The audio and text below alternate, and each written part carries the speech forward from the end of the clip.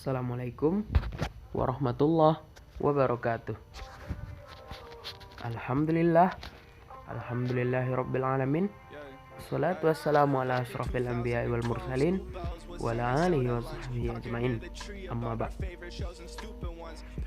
Saya Muhammad Faras Hazim dengan NIM 12020111491 ingin mempresentasikan rusum pengantar ilmu hukum saya sebagai nilai penambah ulangan tengah semester dengan judul Mazhab, Teori, dan Aliran Hukum.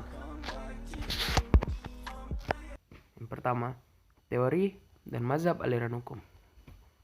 Barangkali kita bertanya, dari mana asalnya hukum? Dan mengapa orang mentaati hukum dan tunduk kepada hukum? Untuk menjawab hal itu, dikenal berbagai teori dan aliran, pendapat atau mazhab dalam ilmu pengetahuan hukum.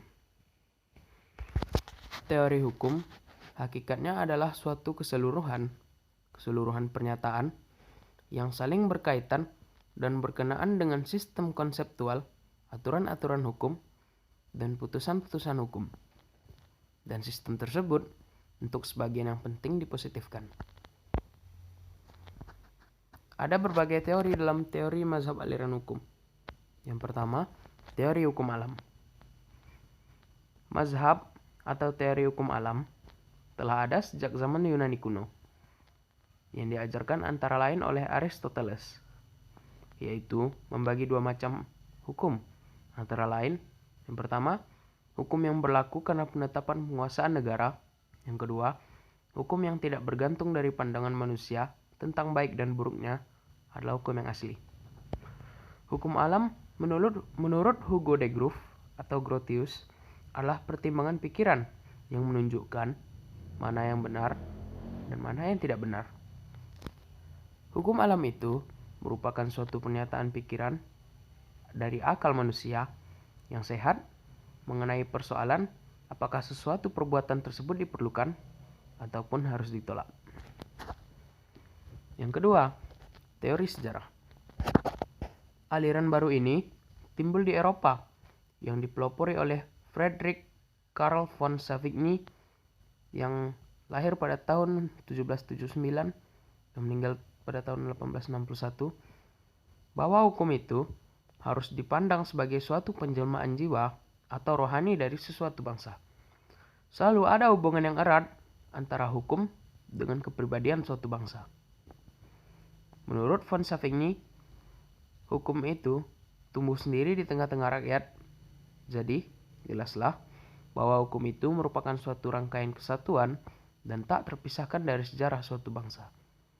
Dan karena itu, hukum senantiasa berubah-ubah menurut tempat dan waktu. Yang ketiga, teori teokrasi. Pada masa lampau di Eropa, para ahli fikir atau para filsuf atau filosof menganggap dan mengajarkan bahwa hukum itu berasal dari Tuhan Yang Maha Esa, dan oleh sebab itu, maka manusia diperintahkan oleh Tuhan harus tunduk kepada hukum. Berhubung peraturan perundang-undangan itu ditetapkan penguasaan negara, maka seolah-olah para raja dan penguasa lainnya merupakan wakil Tuhan. Teori teokrasi ini di Eropa Barat diterima umum hingga zaman Renaissance. Yang keempat, teori kedaulatan rakyat. Pada zaman Renaissance, timbul teori yang mengajarkan bahwa dasar hukum itu adalah akal atau rasio manusia, dan bisa disebut juga dengan aliran rasionalisme. Menurut aliran ini, bahwa raja dan penguasa negara lainnya memperoleh kekuasaannya itu bukanlah dari Tuhan, tetapi dari rakyatnya.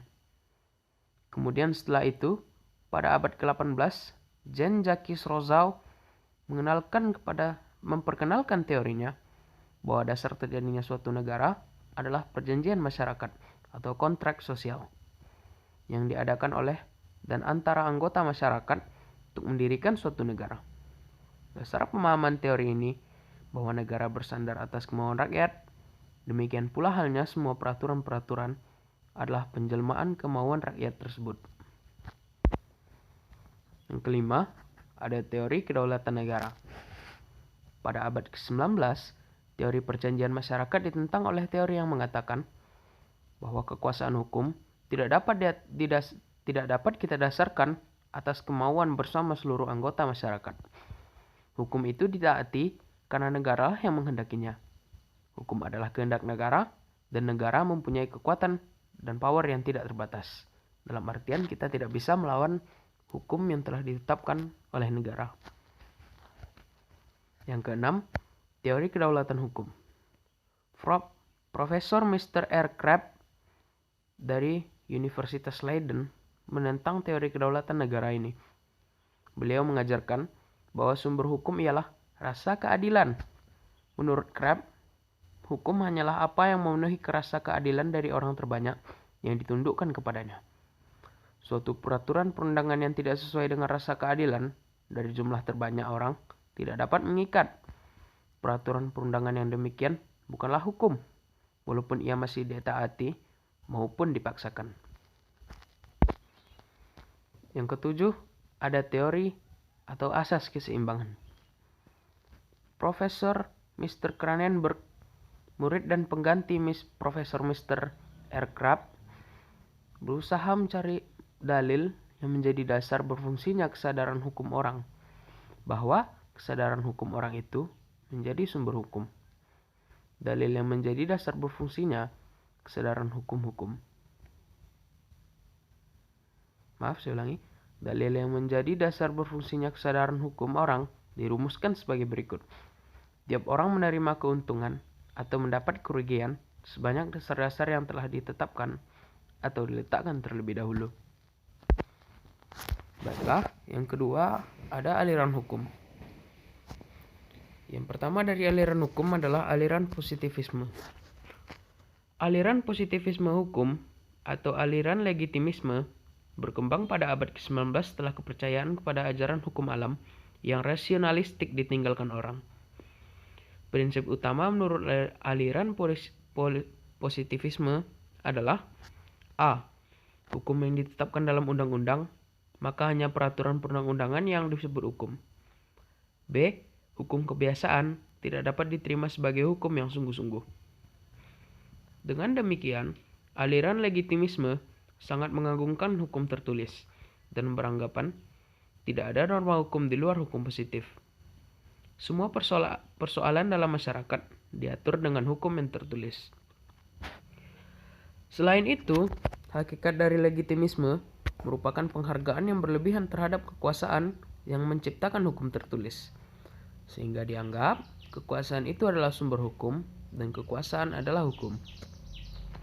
Penganut ajaran positivisme hukum, John Austin, seorang ahli hukum Inggris, menyatakan bahwa satu-satunya sumber hukum adalah kekuasaan yang tertinggi dalam suatu negara, yaitu sebagai pembuatnya langsung. Hukum yang bersumber dari itu harus ditaati tanpa syarat, sekalipun terang dan dirasakan tidak adil. Ajaran positivisme telah melahirkan teori sistem, yaitu teori yang menyatakan bahwa hukum adalah suatu stel sel dari aturan yang berkaitan satu sama lain secara organis dari norma-norma yang terbentuk secara hierarkis. Yang kedua, aliran hukum murni. Ajaran hukum murni hanya menghendaki hukum sebagai norma yang menjadi objek ilmu hukum. Ajaran hukum murni adalah teori tentang hukum positif, suatu ilmu pengetahuan tentang hukum yang ada, bukan tentang hukum yang seharusnya ada. Yang ketiga, ada aliran sosiologis. Menurut aliran sosiologis, hukum merupakan interaksi sosial dalam kehidupan masyarakat. Hukum adalah gejala masyarakat, karenanya perkembangan hukum itu timbulnya, berubah dan lenyapnya sesuai dengan perkembangan masyarakat. Perkembangan hukum merupakan refleksi dari perkembangan masyarakat. Kekuatan berlakunya hukum bergantung pada penerimaan masyarakat, sehingga faktor masyarakat menjadi sangat penting untuk mengetahui efektivitas hukum dalam masyarakat. Aliran ini dipelopori oleh Hemaker, Eugene Ehrlich, dan Max Weber. Yang keempat, aliran realisme hukum. Aliran ini dikembangkan oleh ahli-ahli hukum realis di Amerika, antara lain Carl Lewin, Jerome Frank, Hakim Agung Oliver Wendell Holmes, dan ahli hukum Skandinavia, di mana para ahli realis yang menggunakan pendekatan sosiologis dengan semboyan, hukum adalah apa yang dibuat oleh para hakim. Menurut kaum realis, hakim lebih layak disebut pembuat hukum daripada penemu hukum. Di dalam bidang filsafat hukum, mengakibatkan pergeseran perhatian dari dunia teori yang mendominasi pemikiran filsafat sebelumnya ke arah dunia praktek. Dalam hal ini, penerapan hukum dalam kehidupan bermasyarakat, berbangsa, dan bernegara. Menurut Oliver Wendell Holmes, hukum bukanlah apa yang tertulis, tetapi hukum yang sebenarnya adalah hukum yang dijalankan. Baiklah, hanya itu yang dapat saya sampaikan di dalam rusum saya kali ini.